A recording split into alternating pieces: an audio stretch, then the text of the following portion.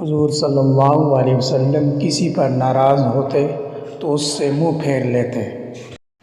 حضور صلی اللہ علیہ وسلم کی اکثر ہنسی تبسم ہوا کرتی تھی۔ حضور صلی اللہ علیہ وسلم سواری پر سوار ہوتے وقت دعا پڑھتے تھے۔ حضور صلی اللہ علیہ وسلم کبھی کبھار ایسا مزاح فرماتے جس سے دل خوش ہوتا تھا۔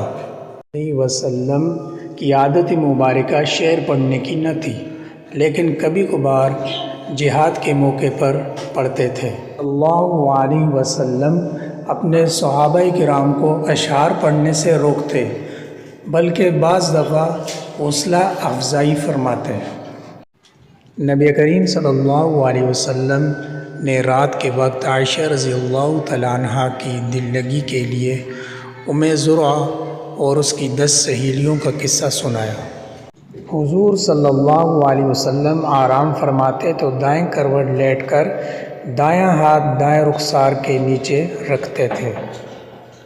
حضور صلی اللہ علیہ وسلم بستر پر لیٹتے وقت یہ دعا پڑھتے: اللہم بسمک اموت و احیا۔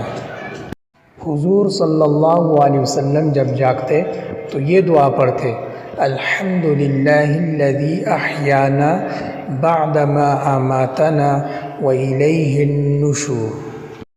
نبی کریم صلی اللہ علیہ وسلم ہر رات سوتے وقت سورۃ الاخلاص اور معوذتین پڑھ کر اپنے اوپر دم کرتے اور ہاتھ پھیرتے۔ حضور صلی اللہ علیہ وسلم اس قدر لمبی نفلیں پڑھتے کہ قدم مبارک میں ورم آ جاتا۔ نبی کریم صلی اللہ علیہ وسلم رات کے نصف اول میں استراحت فرماتے، پھر اٹھ کر تہجد پڑھتے۔ حضور صلی اللہ علیہ وسلم رات کو بعض دفعہ نفل بیٹھ کر پڑھتے، آخر عمر میں یہ معمول زیادہ تھا۔ نبی کریم صلی اللہ علیہ وسلم چاشت کی 6 رکعات پڑھا کرتے تھے۔ نبی کریم صلی اللہ علیہ وسلم زوال کے بعد ظہر سے پہلے 4 رکعات پڑھا کرتے تھے۔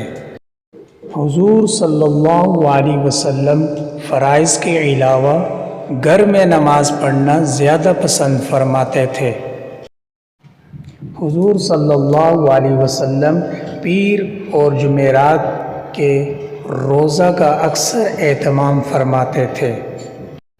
حضور صلی اللہ علیہ وسلم عام مہینوں میں شعبان المعظم سے زیادہ روزے کسی مہینے میں نہیں رکھتے تھے۔ حضور صلی اللہ علیہ وسلم ہر مہینے کے شروع میں 3 دن روزہ رکھتے تھے۔ حضور اکرم صلی اللہ علیہ وسلم ایسی قرات فرماتے کہ ہر حرف علادہ و صاف سنائی دیتا۔ حضور اکرم صلی اللہ علیہ وسلم کے آرام کا بسترا چمڑے کا تھا، جس میں کھجور کی چھال بری ہوئی تھی۔ نبی اکرم صلی اللہ علیہ وسلم مریض کی عیادت اور جنازوں میں شرکت فرماتے تھے۔